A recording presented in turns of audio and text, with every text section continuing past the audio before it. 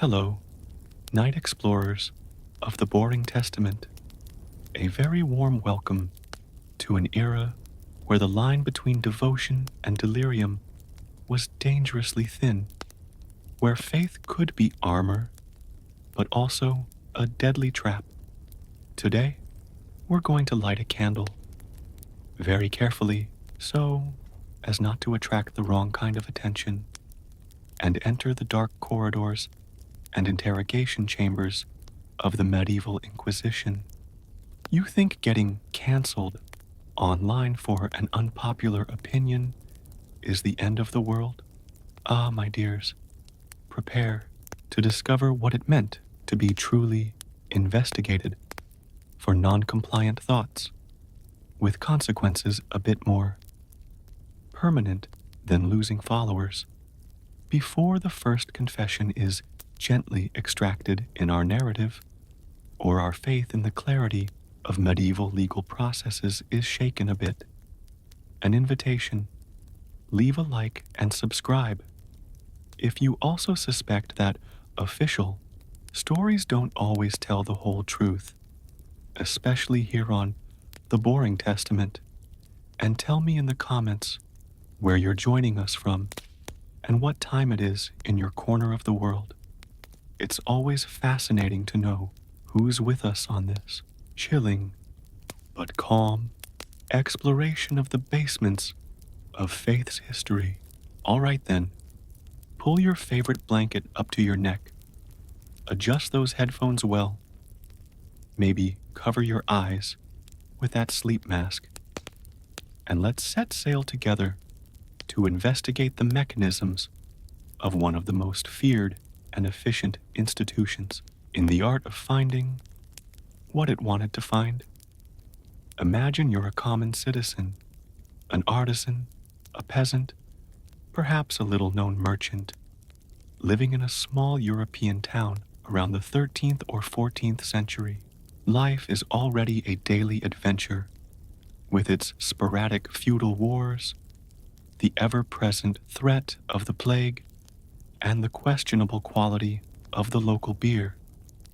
But hovering over all this like a persistent storm cloud was the watchful eye of Holy Mother, Church, and her newest tool for spiritual compliance management, the Inquisition.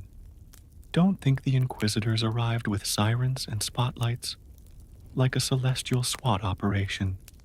Often, things started subtly. A more fiery sermon from the local priest about the dangers of heresy, rumors about so-and-so who's been reading strange books, or what's her name who knows too much about herbs and heals people. Even the town doctor can't. The Inquisition, my friends, didn't need grand apparatuses to instill fear. The very concept of wrongthink already did the heavy lifting. Heresy. Ah, heresy, an elastic term that could encompass anything from questioning the Pope's authority to, who knows, suggesting that perhaps the earth wasn't the center of the universe, though that would become a bigger concern a bit later.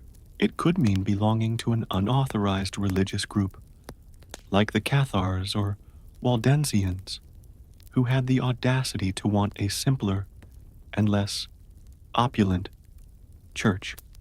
Or it could simply be that your neighbor didn't like your face and decided that wart of yours was obviously a mark of the devil. A system of anonymous denunciations that would make any modern gossip app look like child's play.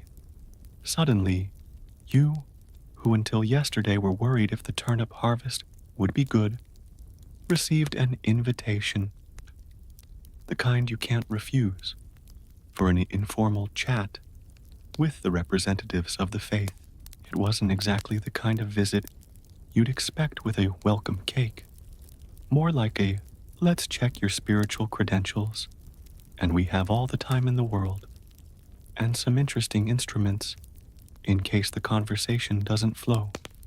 You'd arrive at the designated location, perhaps a makeshift room in the local monastery, or a building provided by secular authorities.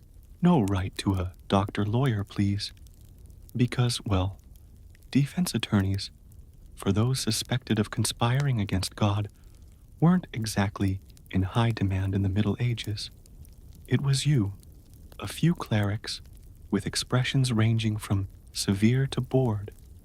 Imagine listening to heresy confessions all day long, and a meticulous scribe, ready to turn your every stammer into irrefutable proof of guilt.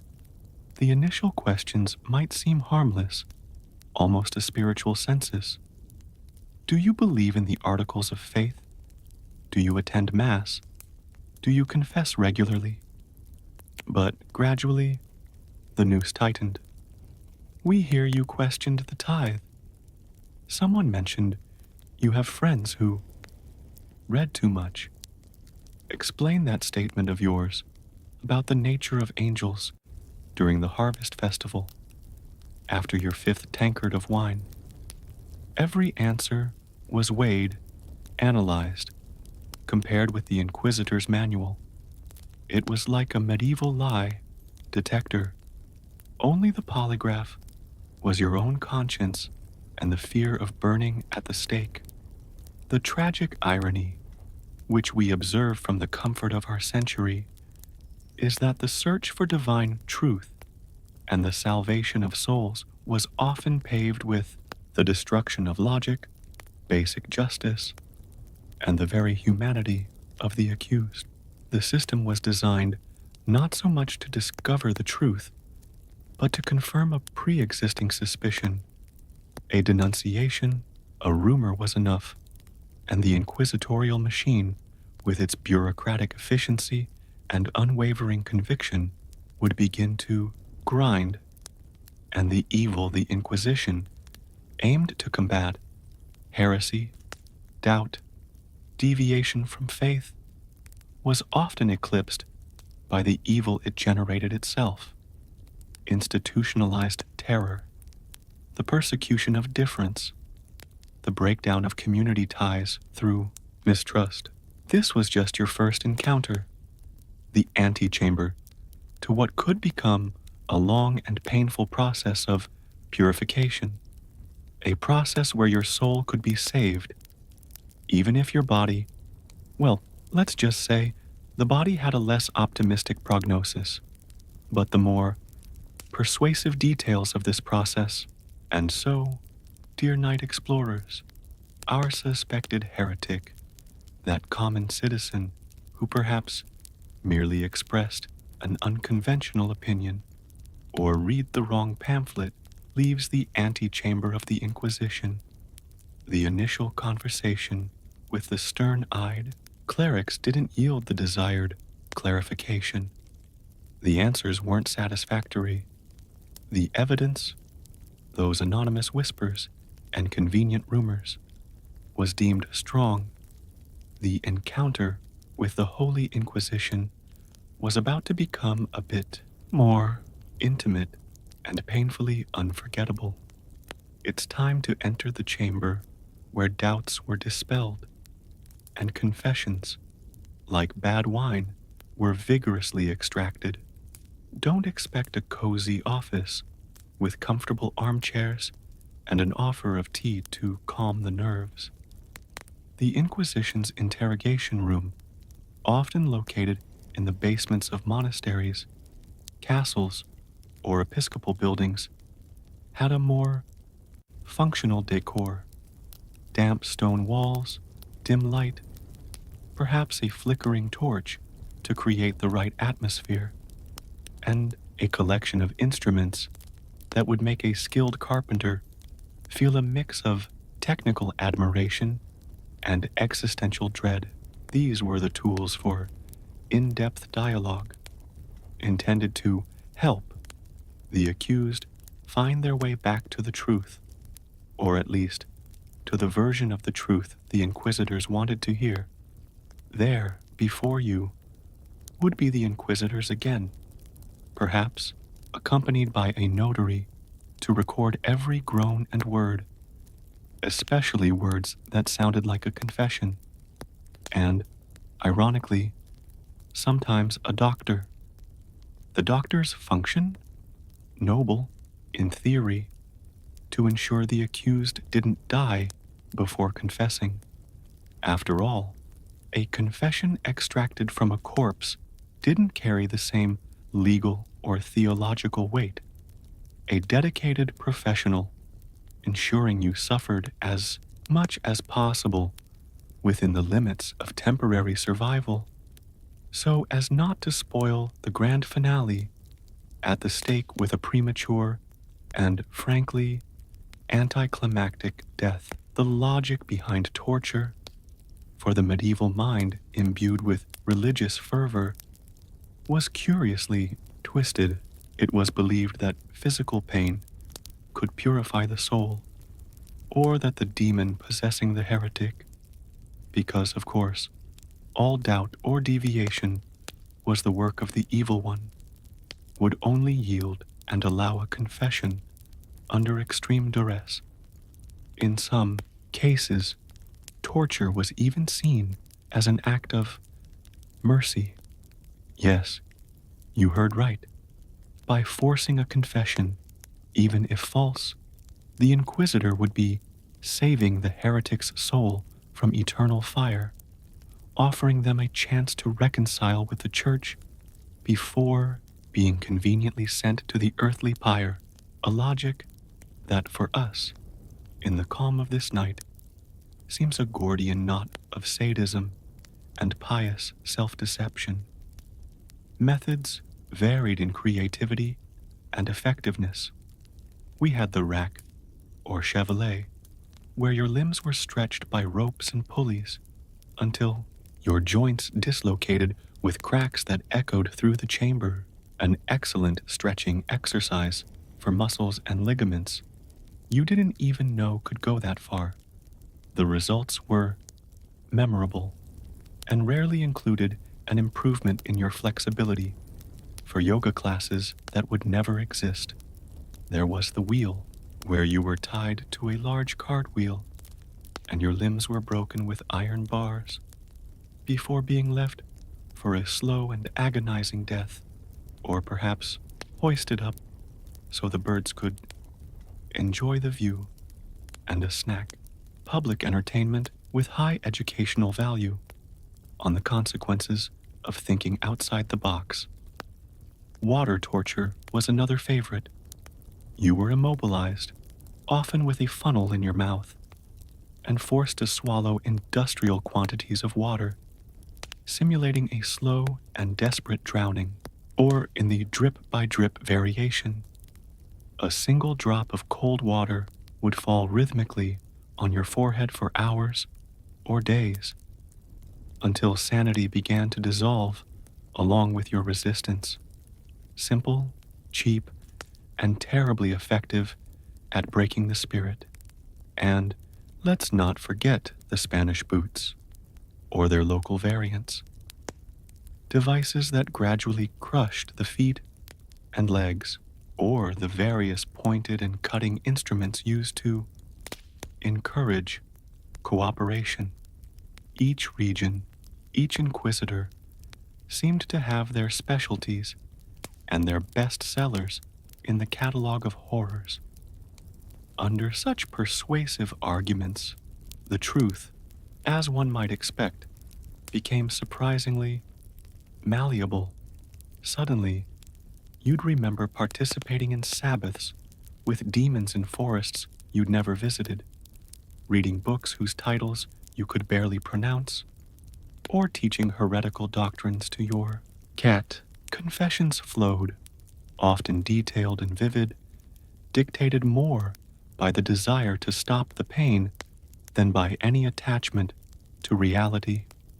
And, crucially, these confessions often included the denunciation of other heretics, feeding the cycle and ensuring the inquisitorial machine never ran out of raw material, a kind of pyramid scheme of damnation. The concept of proof in this context was a bad joke. Anonymous denunciations were gladly accepted. 2 witnesses, even if they were your mortal enemies or had something to gain from your conviction, were sufficient, and a confession, even if obtained under torture and recanted as soon as the pain subsided, which, of course, could lead to a new clarification session, was considered the queen of proofs.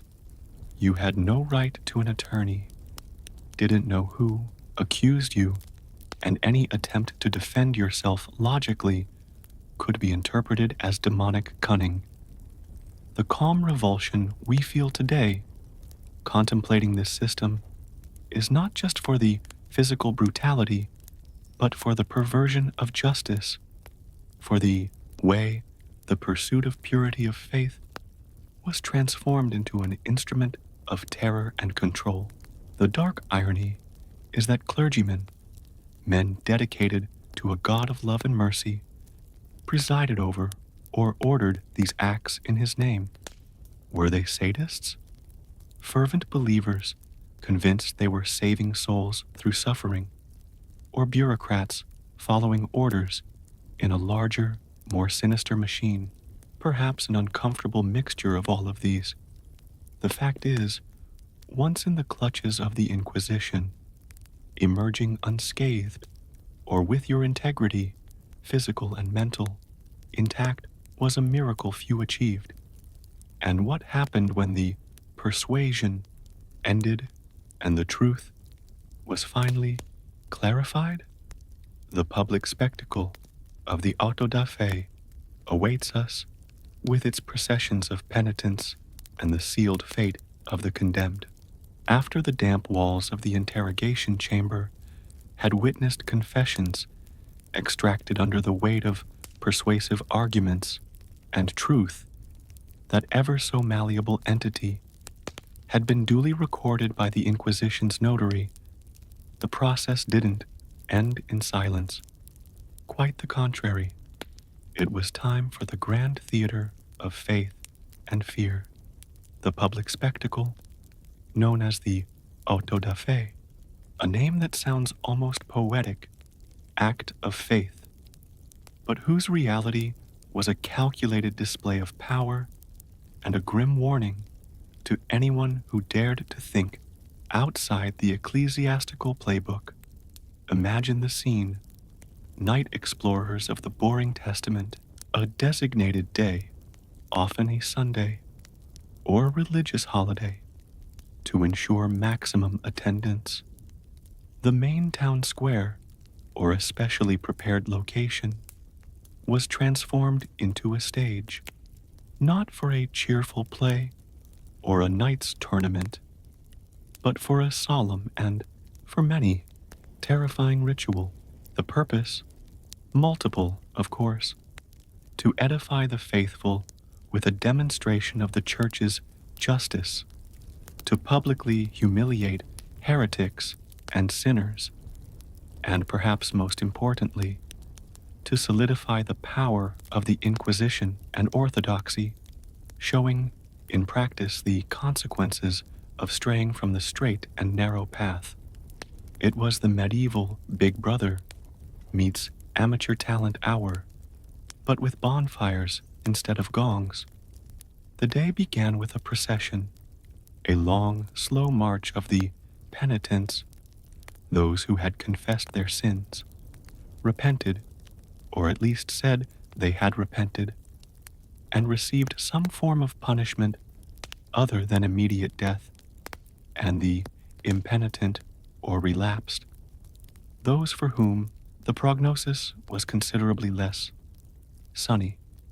The penitents wore the infamous San Benito, a kind of tunic or scapular that varied in color and design according to the severity of the crime and the status of repentance: yellow, with St. Andrew's crosses for the reconciled, perhaps with flames pointing downwards, if the heresy was severe, but there was repentance for the impenitent or relapsed, those destined for the stake, The San Benito was often black, adorned with demons, dragons, and flames pointing upwards, an ecclesiastical fashion statement that already announced the final destination. They carried candles, often barefoot, their faces a mixture of shame, fear, and perhaps an exhausted relief that the process was coming to an end, one way or another. The crowd jostled to see nobles, clergy, peasants, children. It was a social event, a civic and religious obligation. After the procession reached the designated place, usually a platform or elevated stage, a long, often fiery sermon followed about the dangers of heresy and the need to maintain the purity of faith. And then, the most awaited or feared part, the reading of the sentences, name by name, sin by sin. Each individual was called forward, and their sentence was read aloud for all to hear. The punishments for the reconciled varied enormously. They could be spiritual penances, prayers, fasts, pilgrimages to distant and dangerous holy places.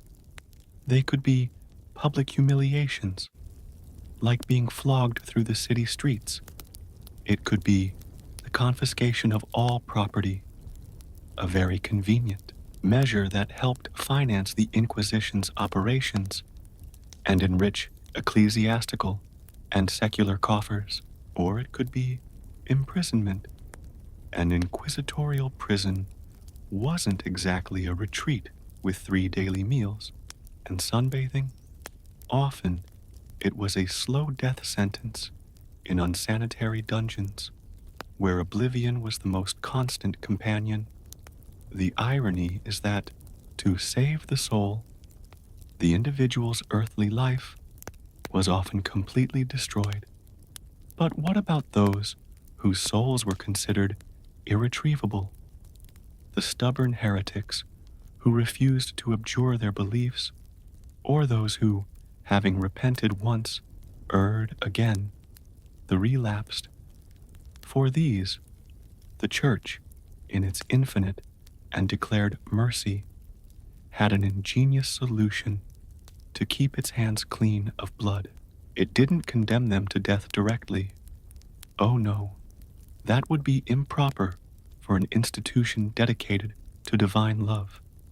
Instead, it relaxed or handed them over to the secular arm, the civil authorities of the kingdom or city, an elegant and bureaucratic way of saying, "We've done our part. We tried to save this soul. Now it's beyond hope. It's your problem. Here are the matches and the firewood, and please, take care of the matter in a way that doesn't soil our sacred lawn." An outsourcing of execution that maintained the facade of a church that abhorred the shedding of blood, while conveniently getting rid of undesirables, and the sealed fate of those relaxed to the secular arm was, almost invariably, the stake, the purifying and terrifying climax of the auto da fe. Execution by fire was not just a way to kill, it was laden with theological symbolism. Fire was seen as a purifying agent, capable of destroying heresy and, who knows, offering a last, painful chance of purgation for the condemned soul before the final judgment. For the crowd, it was the grand finale, the Inquisition's show of lights, smoke, and screams, a spectacular warning to the living about the dangers of straying from the correct faith, a macabre entertainment that mixed religious fervor with morbid curiosity. And we ask ourselves, in the calm of the night, about the psychology of this crowd. What did they feel? Fear? Justice? Relief that it wasn't them at the stake?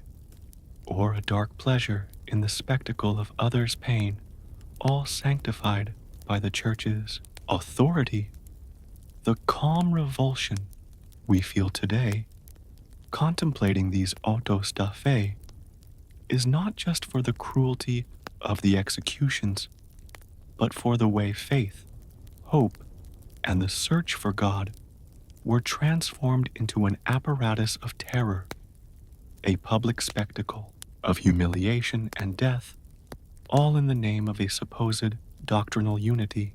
God's silence before these flames, or rather, the human interpretations that cast him as the main stakeholder in this type of justice, is something that continues to echo disturbingly through the centuries, and the questions that arise from these ashes, those indeed are eternal. The public spectacle of the auto da fe, with its processions of penitence and the sealed fate of the condemned in flames, was the visible climax of the Inquisition. But behind this display of power and divine justice, there was a complex machinery, a bureaucratic and theological apparatus meticulously built to identify, process, and correct those who strayed from orthodox faith. Today, on the Boring Testament, we'll try to understand the mind behind the stern gaze and the system behind the stake. Who were the inquisitors, and how did this efficient agency for spiritual quality control function? The inquisitors were not, for the most part, caricatures of sadistic villains straight out of horror tales, although the results of their actions could be equally horrifying. They were often men of considerable culture for the time, clergy belonging to religious orders known for their dedication to study and preaching, like the Dominicans, the Hounds of the Lord, as they were sometimes called, an irony they themselves perhaps didn't perceive, and the Franciscans. They were theologians, medieval-style jurists, and above all, men convicted of a sacred mission to protect Christendom from the plague of heresy, save souls, even against their will, and maintain the unity of the faith. Imagine the job posting, if a LinkedIn of the era existed. Wanted, theologian specializing in church doctrine, fluent in Latin, with notable ability in argumentation and detection of heretical sophisms. Skill in interrogation and persuasion will be considered a plus.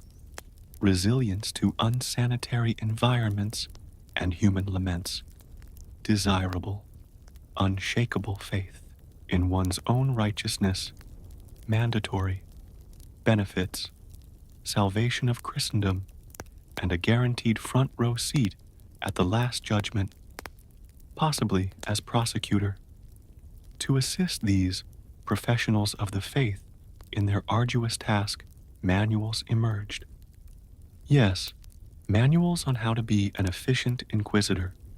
Works like Nicholas Eimerich's Directorium Inquisitorum in the 14th century detailed procedures, types of heresy, interrogation techniques, and how to interpret canon law to ensure no heretic escaped through the loopholes of divine jurisprudence.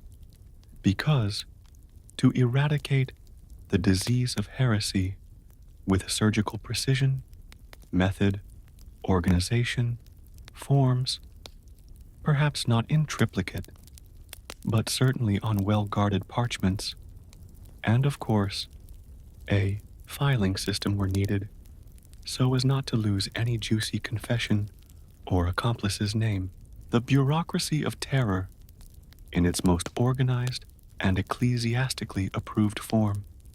The inquisitorial logic, which today seems so alien to us, had its own internal coherence, however perverse. Heresy was considered the worst of crimes, a divine lèse majesté, a betrayal of God that endangered not only the heretic's soul, but the entire Christian community. Therefore, all means to eradicate it were, in theory, justifiable. Torture, as we've seen, was not seen as an act of gratuitous cruelty, at least not officially, but as a legitimate means to extract the truth from a soul that was being deceived by the devil or was obstinate in its error. It was believed that the body could be an obstacle to the soul's confession, and that a bit of physical stimulus could help release the truth. Moreover, some Inquisition theorists argued that torture was, ultimately, an act of charity towards the heretic, by forcing him to confess and reconcile with the Church. Even at the last moment, before the stake, his immortal soul could be saved from eternal fire. A logic that, in the calm of our rooms, makes us ponder the dangers of absolute certainty and the conviction that one is acting for a greater good, even if the means are infernal. The phrase, "the ends justify the means," seems to have found fertile ground in the hearts and minds of many inquisitors. Being a successful inquisitor required a peculiar combination of qualities: theological knowledge, legal cunning, to build cases and interrogate, a reputation for incorruptibility, at least in theory, and an unshakable faith in the importance of their mission. It was a career that granted immense power and influence, but also its dangers. Some inquisitors were murdered by vengeful heretics, or by those whose interests were threatened by their investigations. The loneliness of the office, the constant contact with human suffering, even if inflicted by themselves, the weight of decisions about life, death, and eternal damnation. We can only speculate about the psychological burden, or the complete absence of it in some more zealous individuals. The calm revulsion we feel when studying this institution is not only for the victims, but also from the realization of how intelligent and, in many cases, sincerely devout men could become agents of such a brutal and oppressive system.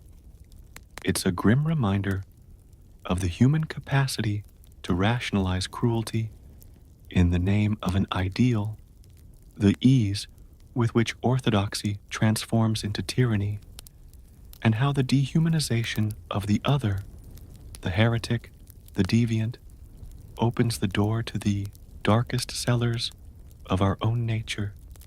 The Inquisition was not just a product of the Dark Ages. It was a product of the complex and at times terrible interplay between faith, power, and fear, and the shadows it cast still reach us, inviting reflection here on the Boring Testament. Our nocturnal investigation on the Boring Testament has led us through the dark corridors and the minds behind the inquisitorial machine. We've seen the cold logic, the bureaucracy of terror, and the often distorted zeal that transformed the pursuit of faith's purity into an instrument of persecution and suffering. But, like any institution that profoundly marks history, the Medieval Inquisition didn't simply vanish into thin air. It left a trail, scars, and perhaps some bitter lessons we are reluctant to learn. The bonfires of the Medieval Inquisition may have been extinguished centuries ago, but the smoke of its implications, the acrid smell of organized intolerance, still seeps into the folds of Western thought's history. The fear of heresy, planted and cultivated with such diligence, had a chilling effect on intellectual freedom. questioning could be costly, not just one's life, but reputation, property, peace of mind. Although the great clash between science and the church would intensify more vigorously in later centuries, the seeds of thought control and the suppression of doubt were already well planted in medieval soil. After all, who would dare propose a new theory about the stars if a slightly different interpretation of a dogma could lead to an unwanted encounter with the rack or the stake? The Inquisition also solidified, and at times distorted, the complex relationship between ecclesiastical power and secular power. Kings and princes, sometimes out of genuine devotion, other times for sheer political convenience, lent their secular arm to execute the church's sentences, a celestially convenient partnership where the state provided the firewood and force, and the church the theological justification for the stake, a symbiosis that, in many moments, served to strengthen both powers to the detriment of individual liberties and the most elementary justice. The social scars were also deep. Communities divided by mistrust, families destroyed by denunciations, anonymous or not, and a culture where fear often overrode charity. Over time, the original form of the medieval Inquisition cooled down in some regions as the power of nation-states centralized, and new currents of thought, however timid, began to challenge old certainties. No institution, no matter how divinely inspired or humanly feared it declares itself, lasts forever in its original configuration. Even terror needs system updates, and who knows, new markets for its expertise. The inquisitorial spirit, this craving for absolute doctrinal purity, and the relentless eradication of dissent, unfortunately, did not disappear completely.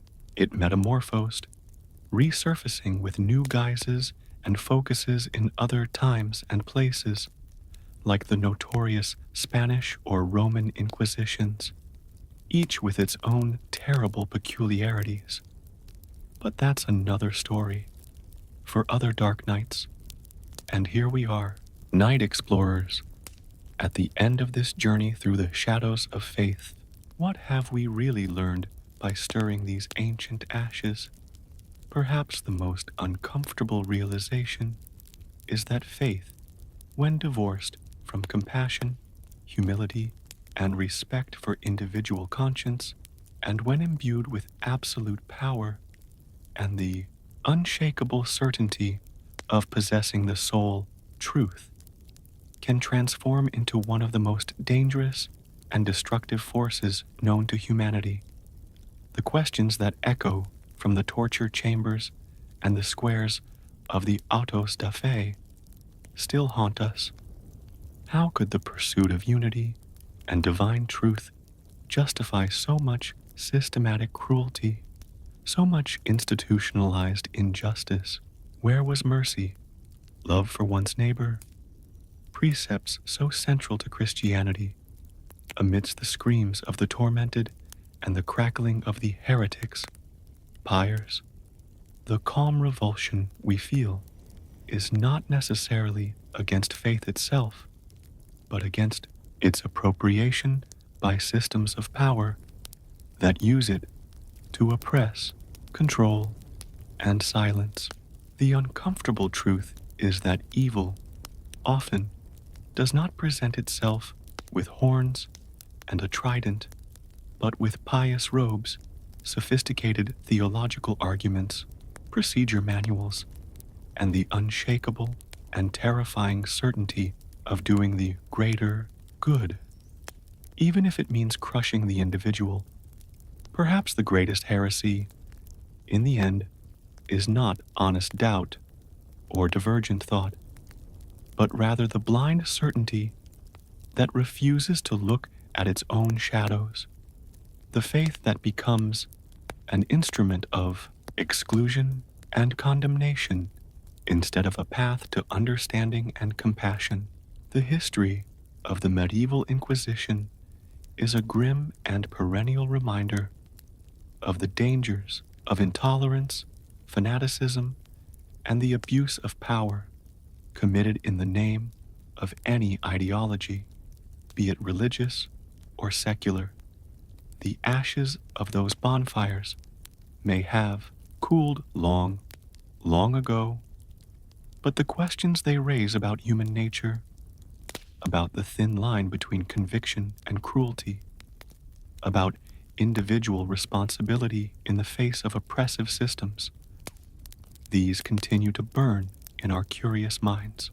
And these questions are, perhaps, the best safeguard we have against the repetition of its horrors, in whatever form they dare to resurface. May the night bring us not complacent forgetfulness, but the uncomfortable remembrance and the unceasing courage to keep questioning, always. And this machine of faith and fear, the Inquisition, with its zealous operators and its countless victims, left scars on history that still resonate, inviting us to examine more closely the personalities and verdicts that defined this dark era. If the ashes of the bonfires still make us question, imagine the inferno that consumed entire communities, labeled as the personification of heresy, and few groups challenged and frightened medieval orthodoxy as much as the Cathars, also known as Waldensians, there in the south of France, in the prosperous and culturally vibrant region of Languedoc, flourished between the 11th and 13th centuries. A faith that looked at the world in a radically different way. The Cathars, who called themselves good men and good women, weren't simply Christians with a few divergent opinions.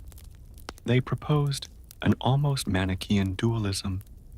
The universe was the stage for an eternal battle between two opposing principles: a good God, creator of the spiritual world, pure and luminous, and an evil God, or an evil principle, often identified with the Satan of the Old Testament, creator of the material world, including the human body, which was seen as a prison for the soul, a theology that, let's agree, has a certain poetic logic, especially if you lived in the Middle Ages and observed the amount of suffering, disease, and corruption around you.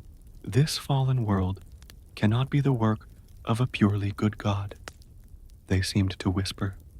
For the Cathars, the Roman Catholic Church, with its wealth, its temporal power, its elaborate sacraments, and its imposing hierarchy, was seen as an institution of the evil God, a corrupter of Christ's true message. They rejected water baptism. The Spirit didn't need matter to be purified. The Eucharist, Christ's body, couldn't be in something material like bread. Marriage, as it propagated more bodies to imprison souls. And crucially, the authority of Catholic priests and bishops.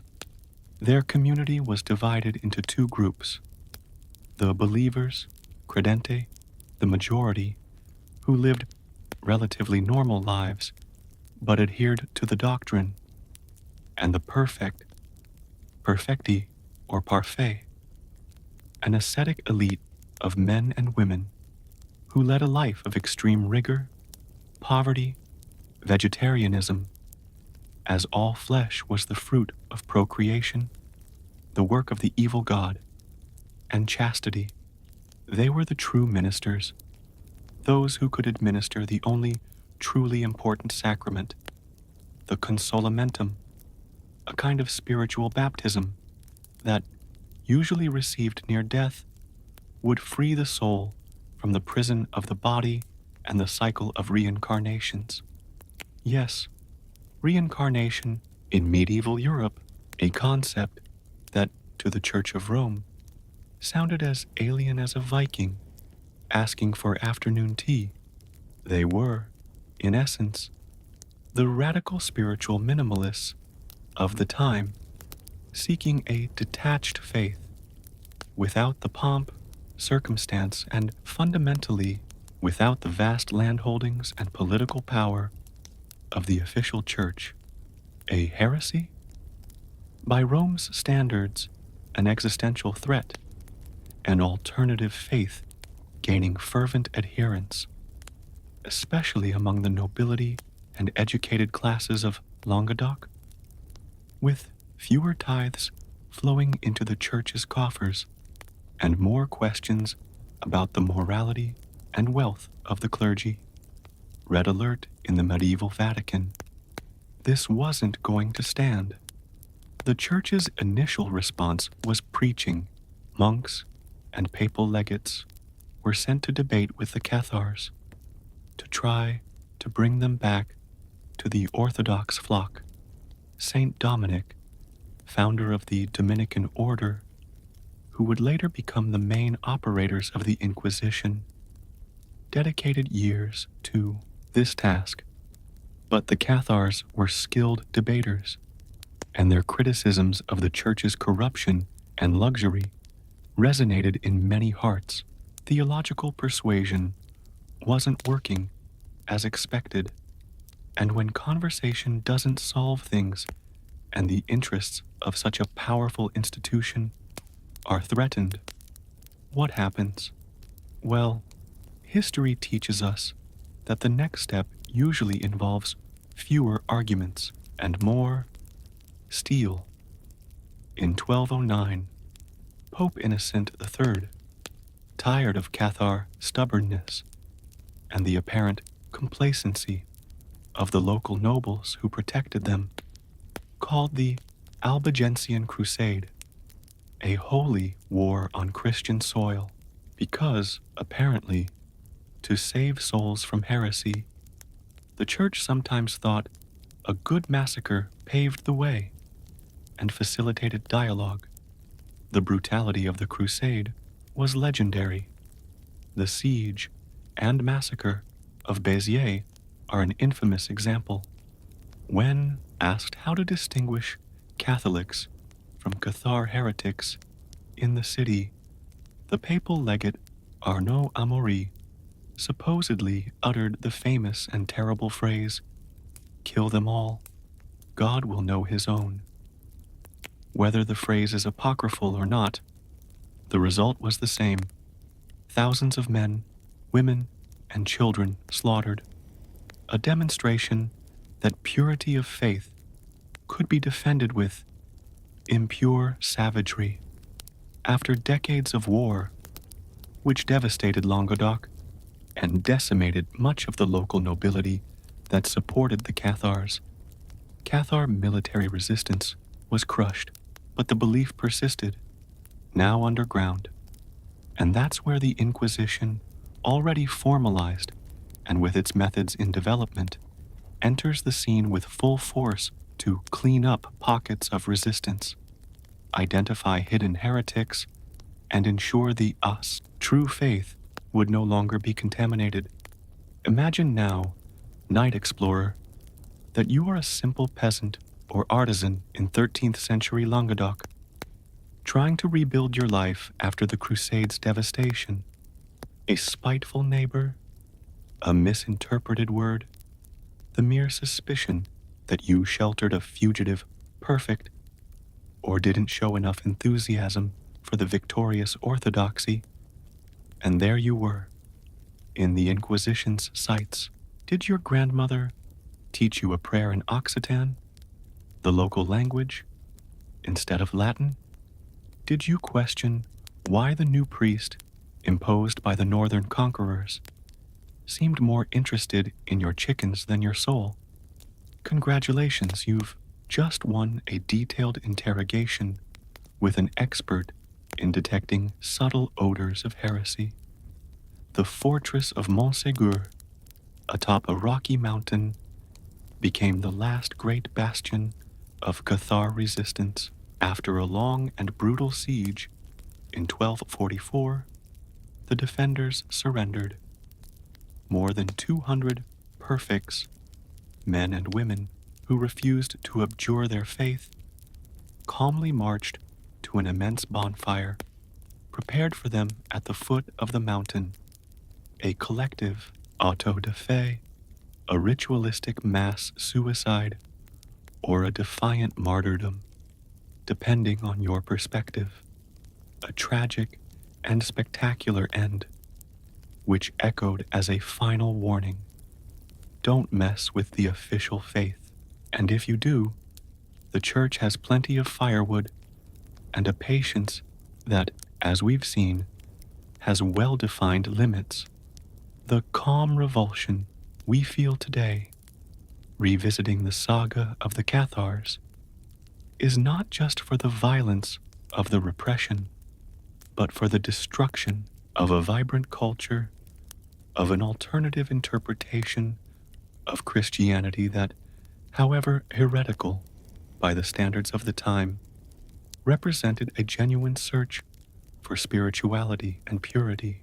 Was the evil of Cathar heresy, so feared by the Church, truly an existential threat to Christendom, or an inconvenient challenge to a system of power and wealth that did not tolerate dissent?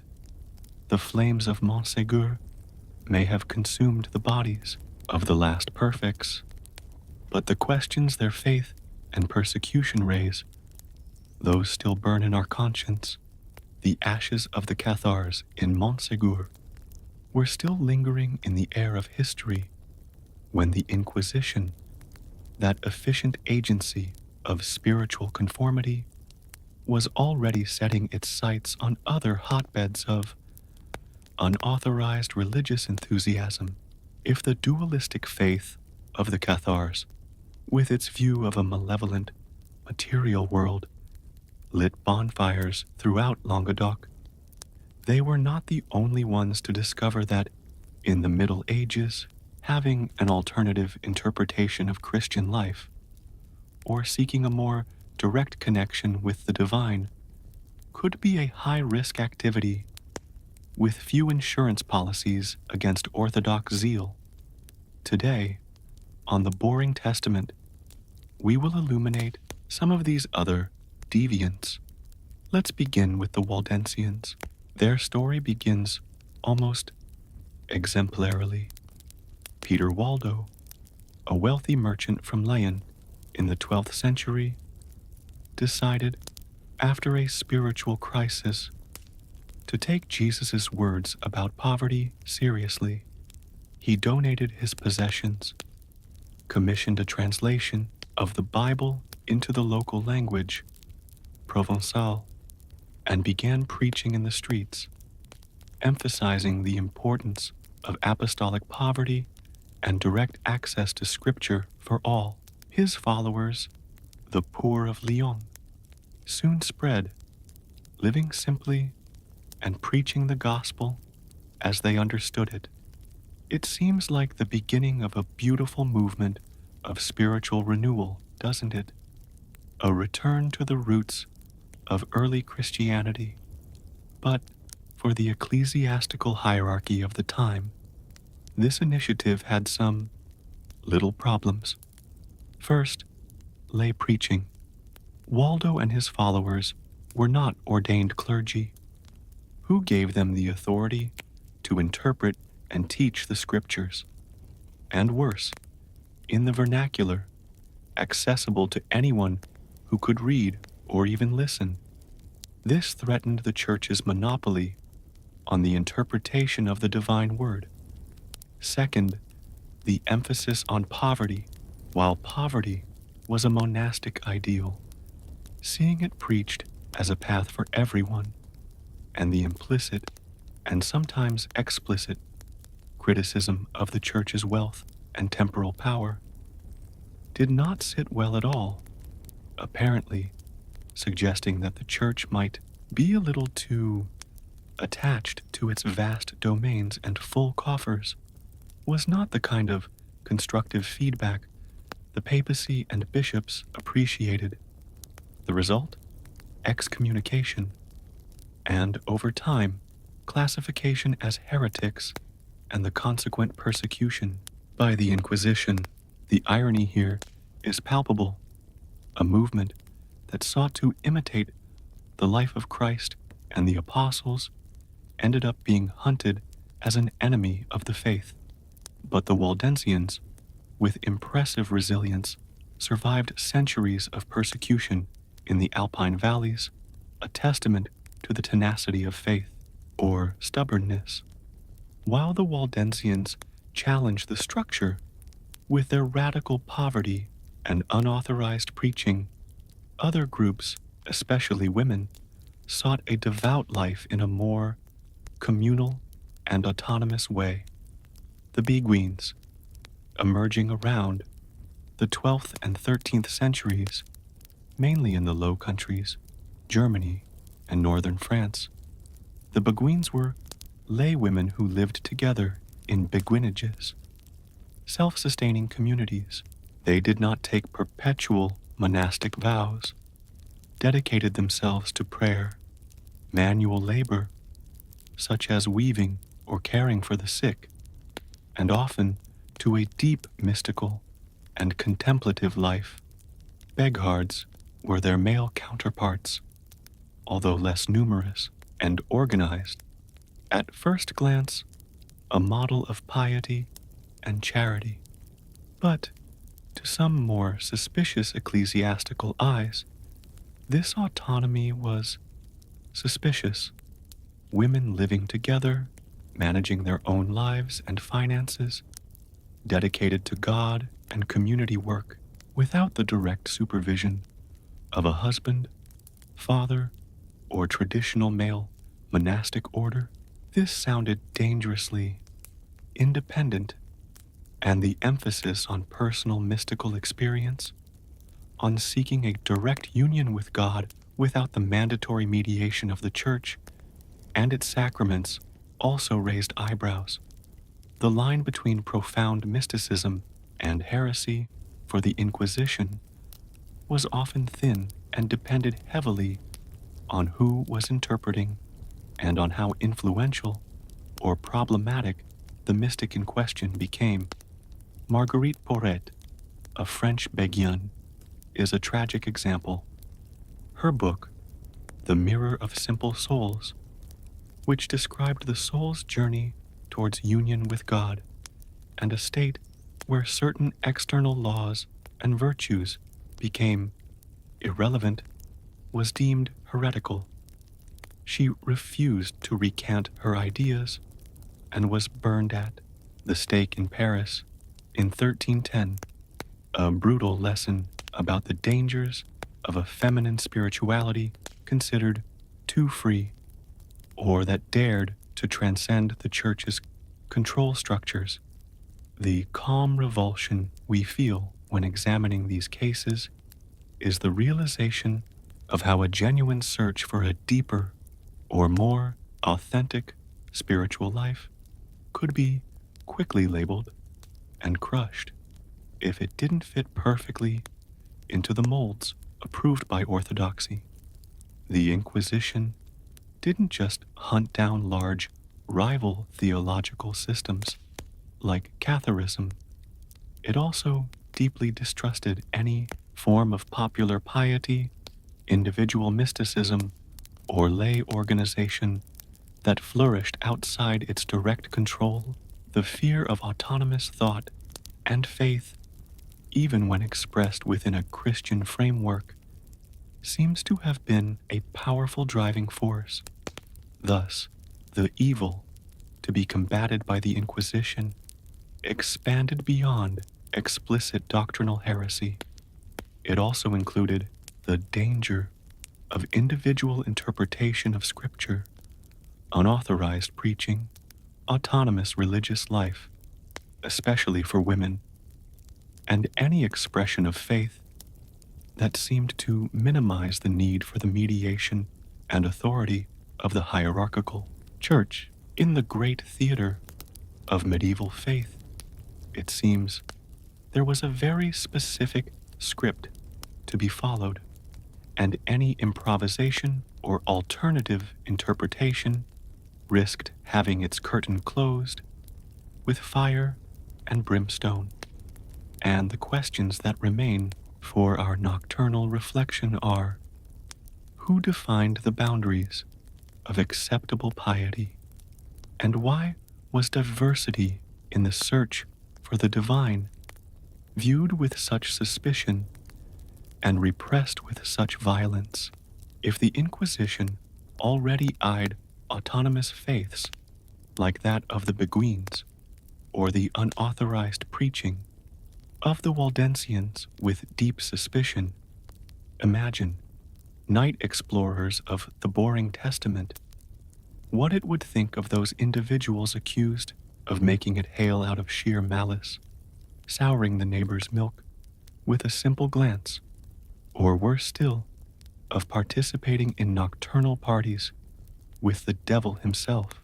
Yes, we are entering the nebulous and terrifying world where popular superstition met theological zeal, giving rise to the first sparks of what would become the great witch hunts. During much of the High Middle Ages, popular magic, herbal healing, charms to ward off the evil eye, or ensure a good harvest, were often tolerated or seen as mere superstitions, remnants of paganism that the church tried, with varying success, to Christianize. The peasant performing a ritual to protect his cattle, or the old woman who knew the secrets of plants to cure a fever, were not necessarily seen as servants of Satan. They were part of a cultural landscape, still permeated by ancestral beliefs. But as the late Middle Ages advanced, especially from the 13th and 14th centuries onwards, perception began to change.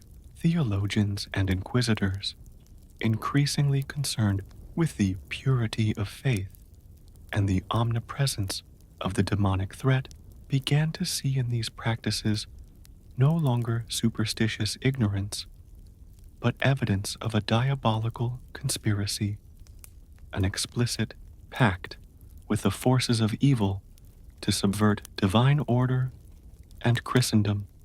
That aunt of yours, who made a weird tea for stomach aches in the late Middle Ages, she could easily become the star of a detailed interrogation about her contacts with the underworld and her broomstick flying skills, preferably at night, of course. A milestone in this transition was the publication in 1487, right at the tail end of the Middle Ages, already heralding the horrors to come, of the infamous Malleus Maleficarum, or the Hammer of Witches, written by two German Dominican inquisitors, Heinrich Kramer and James Sprenger. This book became a kind of witch hunter's manual, a bestseller of intolerance that detailed how to identify a witch, what questions to ask, under torture naturally, to help the accused's memory, and how to ensure an exemplary conviction that would serve as a warning to other aspiring brides of Satan. The Malleus Maleficarum spared no details in its misogyny. The book argued, with frighteningly convicted theological logic, that women were inherently weaker, more impressionable, more lascivious, and therefore much more susceptible to demonic temptations than men. Female frailty, according to the authors, was practically a welcome mat for Satan's clutches.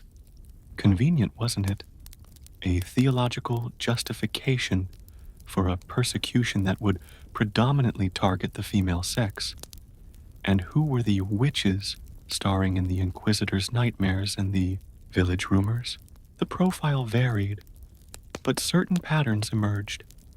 Women, in their overwhelming majority, often elderly, widowed, poor, those who lived on the fringes of patriarchal society and who, due to their vulnerability or independence, became easy targets, healers and midwives, with their ancestral knowledge of herbs and the female body, were also viewed with extreme suspicion.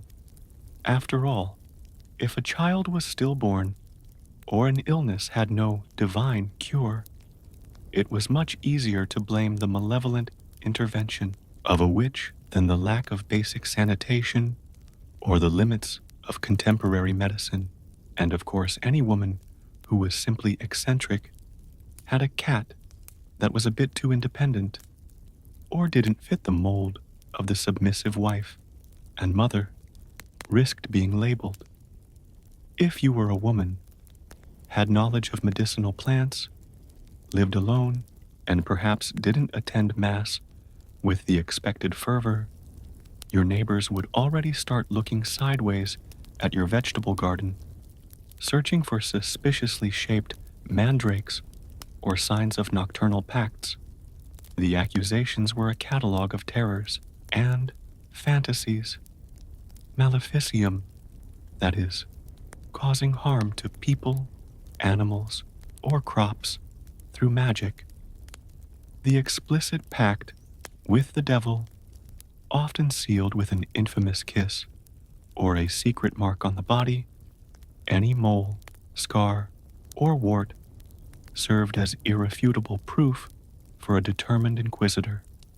And of course, participation in Sabbaths, the alleged nocturnal gatherings where witches and demons would indulge in orgies, desecration of sacred symbols, and infant cannibalism. Vivid descriptions of these Sabbaths, often obtained under excruciating torture, filled the inquisitorial records, confirming for the judges exactly what they already wanted to believe. Torture, as always, was the indispensable tool to confirm the truth. Under unbearable pain, the accused not only confessed their own imaginary crimes, but also denounced neighbors, friends, and relatives, feeding a vicious cycle of accusations and convictions. It was a foolproof legal system. For the accusers, of course, the calm revulsion we feel today is at the ease with which superstition, moral panic, misogyny, and religious fervor united to create one of the cruelest and most irrational persecutions in history.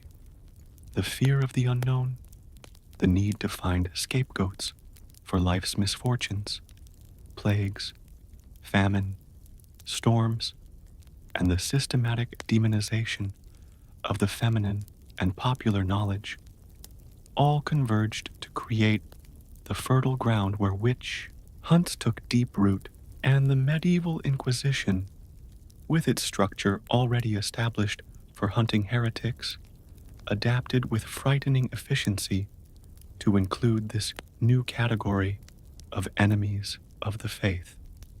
What followed, especially in the 16th and 17th centuries, was a tragedy of even greater proportions. But the foundations, theological justifications, and investigation methods were already being solidified in these final years of the Middle Ages. The bonfires were just beginning to be truly heated,